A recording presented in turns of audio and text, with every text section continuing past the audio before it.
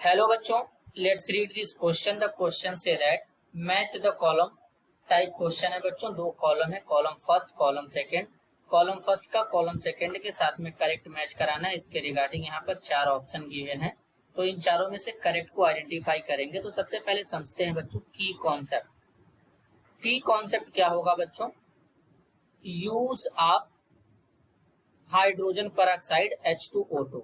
अब बेसिकली जो hydrogen peroxide होता है H2O2, क्या होता है? H2O2।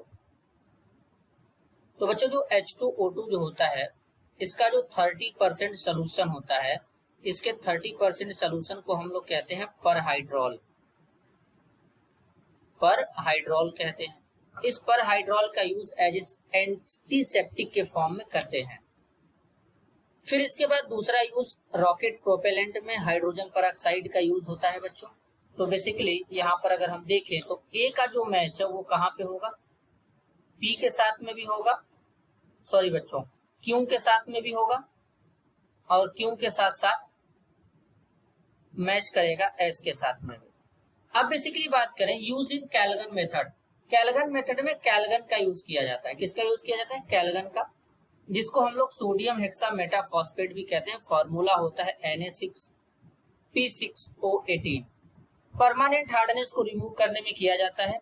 बेसिकली अगर हम वाटर के हार्डनेस की बात करेंगे बच्चों, तो जो हार्ड वाटर होता है सोप के साथ लेदर का फॉर्मेशन नहीं करता, क्योंकि सोप में वहां पे जो हार्ड वाटर होता है उसमें कैल्शियम और मैग्नीशियम के क्लोराइड और सल्फेट सॉल्युबल होते हैं। तो इस केस में परमानेंट हार्डनेस को रिमूव करते हैं कैलगन मेथड से।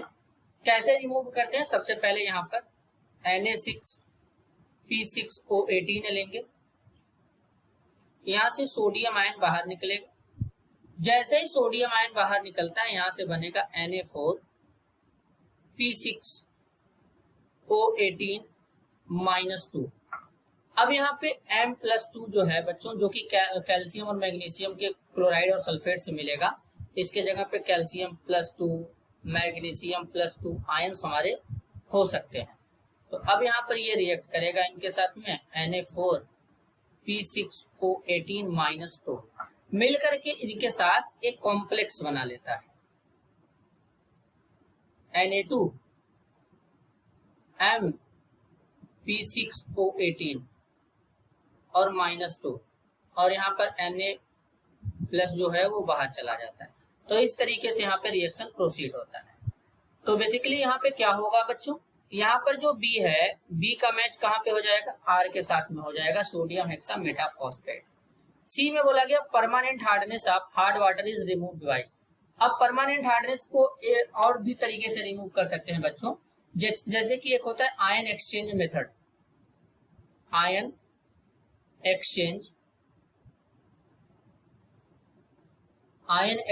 मेथड। आयन एक्सचेंज मेथड में करते क्या है? आयन एक्सचेंज मेथड में सोडियम जियोलाइट का यूज करते हैं। फॉर्मूला होता है Na2Al2Si2O8 सोडियम जियोलाइट को दूसरे फॉर्म में इस तरीके से भी लिखते हैं Na2Z, इनके जगह पे Z लिख देते हैं। तो अगर हम देखें जैसे कि सोडियम जियोलाइट है Na2Z, अगर ये हमारा किसी कैल्शियम या मैग्नीशियम आयन के साथ रिएक्ट करता है तो यहाँ पर आयन एक्सचेंज हो जाते हैं। यहाँ पर MZ बन जाएगा और साथ में सोडियम प्लस आयन जो है ये बाहर चला जाएगा। M+2 इक्वल टू यहाँ पे क्या होगा? या तो कैल्शियम आयन हो जाएगा या फिर मैग्नीशियम आयन हमारा प्रेजेंट हो सकता है।